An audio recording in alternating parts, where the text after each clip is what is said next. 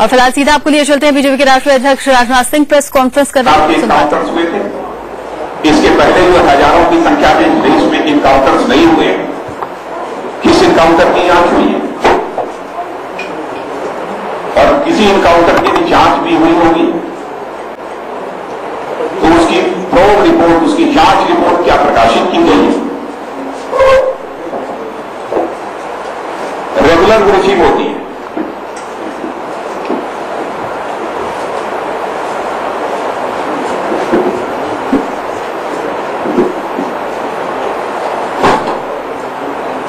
जैसे इंसेफेलाइटिस की बीमारी बहुत खतरनाक बीमारी मानी जाती है, वैसे ही सेकुलराइटिस की भी एक बीमारी हो गई है। उस सेकुलराइटिस की बीमारी से इस देश को बचाना होगा। इसके लिए मैं देश के सारे विपक्षी दलों का आह्वान करता हूं।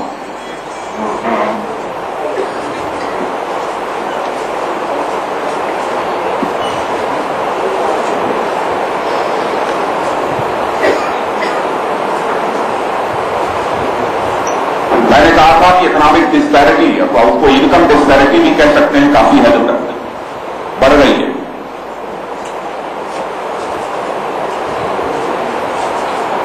अब जब इनकम डिस्पैरिटी अथवा इकोनॉमिक डिस्पैरिटी जब बढ़ती है तो सिविल अनरेस्ट की भी संभावनाओं को नकारा नहीं जा सकता।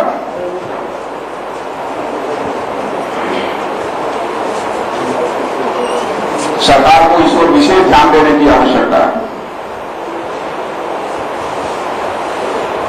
इनकम डिस्पैरिटी बढ़ने का सबसे बड़ा कारण है किसी क्षेत्र आज संकट में है, किसी पेशा संकट में है, अलाभकारी हो गया है।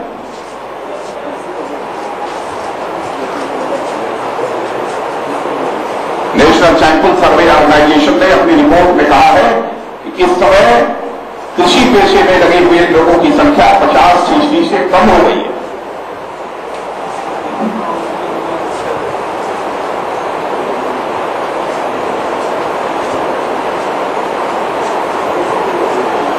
जबकि बाहर जॉबलेस ग्रोथ हो रही है, फिर भी लोग कृषि क्षेत्र जाकर छोड़कर भाग रहे हैं।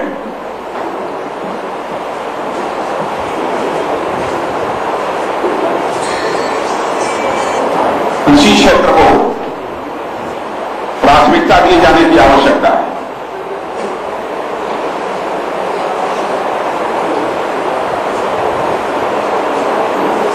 सर्विस सेक्टर के माध्यम से ठीक है, ग्रोथ रेट तो बढ़ा सकते हैं, लेकिन सचमुच यदि हम इनकम डिस्पैरिटी को मिनिमाइज करना चाहते हैं तो कृषि क्षेत्र पर हमको विशेष रूप से ध्यान देना होगा। वो हमारी प्राथमिकता होनी चाहिए। इसके अतिरिक्त भी अन्य क्षेत्र हैं जिन्होंने ध्यान देने की आवश्यकता है, लेकिन नंबर 1 पर मैं एग्रीकल्चर सेक्टर को रखता हूं।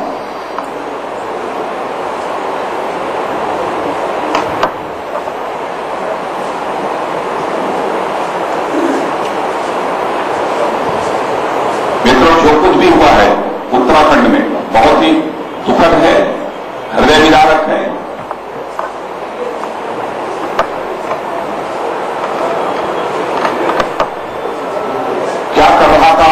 नेशनल डिजास्टर मैनेजमेंट अथॉरिटी क्या कर रही थी, इसकी भारत सरकार को समीक्षा करनी चाहिए।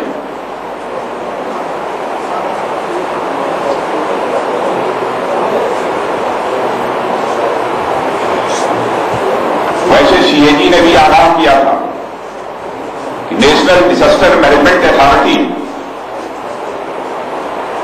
डिजास्टर मैनेजमेंट को रोकने के लिए काफी पैसा अब तक खर्च कर चुकी है। उस पर भी सीएजी ने सवाल खड़े किए।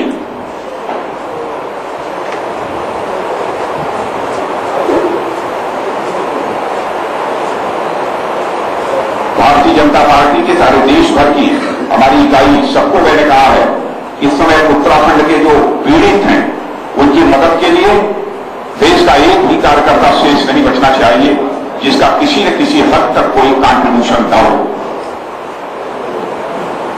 सांसद, विधायक और जनप्रतिनिधियों से भी मैंने कहा है कि सभी अपने वेतन का एक माह का वेतन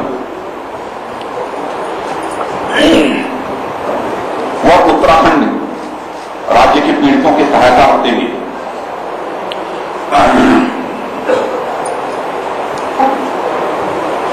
ऐसे तीर्थ स्थान जो दुर्गम स्थलों पर है उनकी सुरक्षा के लिए कॉम्प्रिहेंसिव पॉलिसी सरकार को बनानी चाहिए।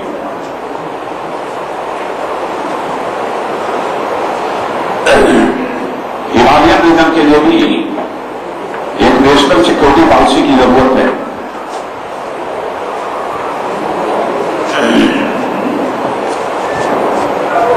मित्रों, कई क्षेत्रों में बाढ़ के संकट से लोग प्रभावित हैं,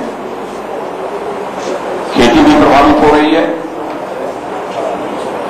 जनजीवन भी अस्त व्यस्त हुआ है, मरे हैं लोग। मैं फिर से इस सरकार का ध्यान आकर्षित करना चाहता हूं नदी जोड़ने के अभियान की ओर।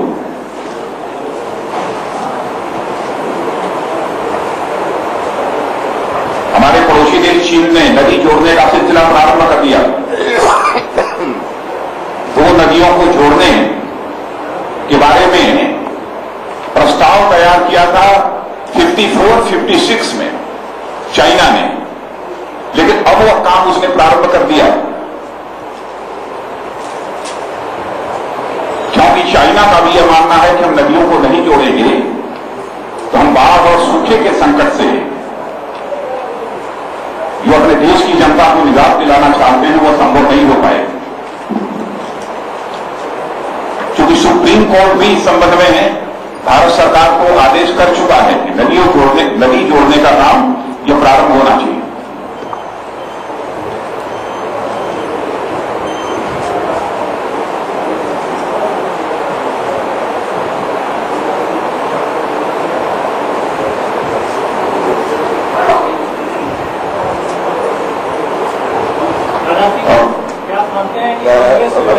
कंप्लीट नहीं, लेट हिम मैंने आपने पूछ दिया तो मैंने कंप्लीट कर दिया। चलिए क्या आप मानते हैं कि नीतीश कुमार कांग्रेस के ट्रैक में आ गए? क्या आप मानते हैं कि नीतीश कुमार जी कांग्रेस के ट्रैक में आ गए? नहीं, मैंने यह कहा कि बिल्कुल सबको सजग रहने की आवश्यकता है।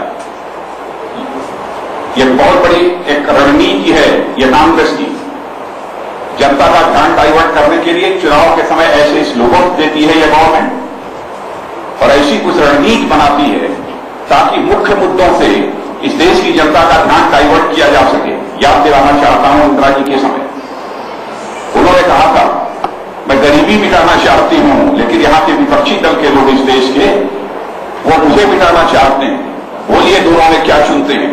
जनता कहती थी कि नहीं हम गरीबी मिटाना चाहते हैं। ध्यान डाइवर्ट अपनी विफलताओं से करने के लिए यह सरकार इसी प्रकार के स्लोगन्स और इसी प्रकार की रणनीति अपनाती है। फूड सिक्योरिटी बिल में अगर सपा साथ नहीं देती है तो नीतीश कुमार का साथ देना चाहेगी कांग्रेस, इसी के लिए सारी रणनीति तैयार की गई। नहीं, मैं समझता हूं कि जहां तक फूड सिक्योरिटी बिल का प्रश्न है विद सर्टेन अमेंडमेंट्स, तो हमारा जो एक फेडरल करेक्टर। पटना से सीधी तस्वीरें आप देख रहे थे। बीजेपी के राष्ट्रीय अध्यक्ष राजनाथ सिंह वहां पहुंचे हैं हुंकार रैली में शामिल होने के लिए और सीधे सीधे सरकार की नीतियों पर निशाना साधते हुए सरकार को आड़े हाथों लिया। साथ ही उत्तराखंड में हुई त्रासदी का जिक्र करते हुए उन्होंने कहा कि आपदा प्रबंधन विभाग जिस तरह से काम कर रहा है वो ढिलाई में है। साथ ही अपनी पार्टी के कार्यकर्ताओं को उन्होंने कहा है कि जिस तरह से हो सके हर संभव कोशिश की जाए वहां पर लोगों को राहत पहुंचाने के लिए, उनकी मदद के लिए।